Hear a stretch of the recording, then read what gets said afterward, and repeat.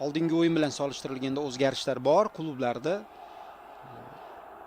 Legionerlar masalasida Abramov 2 nafar futbolchini boshlang'ich tarkibda maydonga tushirdi. Himoyachi Muhammadu Dembele va yarim himoyachi Kingsley Sarfoni boshlang'ich tarkibda jangga tashladi.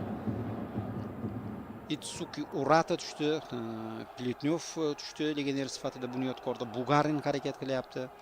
Tarkiblarga e'tibor qaratib o'taman. Mana bu hujumdan keyin Samarqandlik futbolchilar oldinga qarab borishga intilyapti. Dinamo baribir hujumkor, quvnoq futbol namoyish etadi, lekin o'tgan yilgi Abramov jamoasi ham himoyada ham tartibli o'yini bilan natijaga ham ishladi. Ana shunisi bilan musobaqada uzoq vaqt davomida peshqadamlarni ta'qib etib yurdi va oxirida ham bronza medallarga juda yaqin kelgandi. Bronza medali aynan Dinamoniki bo'lishi mumkin edi. Nasab bilan oxirgi uchrashuv agar muvaffaqiyatli tugagan. Keyin tarkiblar bilan tanishtirib o'taman.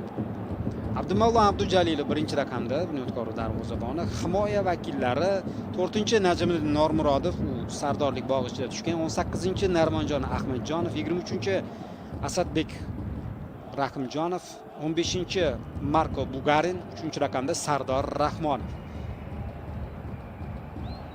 Ahmadjonov bu futbolchi himoyachi sifatida qayd etilyapti. 5 ta himoyachi bilan qaydnoma bo'yicha o'yinni bunyodkor boshlamoqda. 4 nafar yarim himoyachi bilan start tarkibini boshladi. Ular 66-raqamda Azizbek To'lqinbekov, 25 Itsuki Urata, 8 Dmitriy Plitnyov va 77-raqamda Bilolxon Toshmirzayev. Jamoa hujumchisi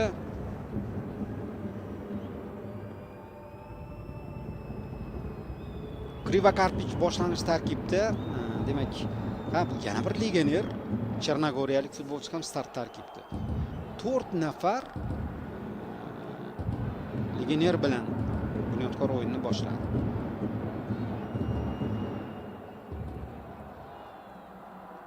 Krivokarpich o'tgan yili ikkinchi davrada klub tarkibiga kelib qo'shilgandi. Bir qator legionerlar, ayrimlari jamoa bilan xayrlashdi, ba'zilari klubda qoldi.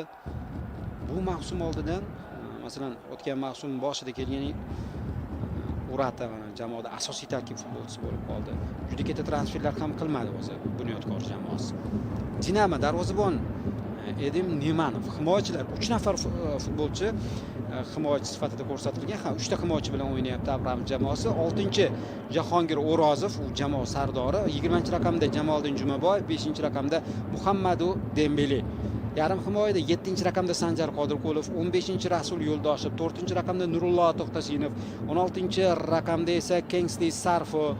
Hujum uchligida Firdavs Abdurahmonov 37, Jahongir Abdusalomov 21-raqamda va 8-Azizbek Omonovlar maydonga tushirilgan.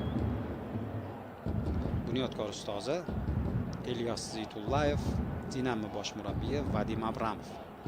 Endi bu odatda hozir esa Dinamodan hujum, yaxshi vaziyat, zarba ketma-ket 2 ta zarba ko'rdik. Ikkalasida ham darvozabon to'pni egallab oldi. 4-daqiqa yakuniga yetib boryapti. Akobir Xo'ja Shukurulayev bosh hakam, Shohruxbek Azamov va Aziz Isoqovlar qanotlarda ishlashyapti. Nasiba Bonu Toshmuhamedova zaxira hakami, Ma'mur Said Qosimov nazoratchi hakam, uchrashuv komissari Oybek Davlet Muratov, var hakami Asker Najafaliyev, var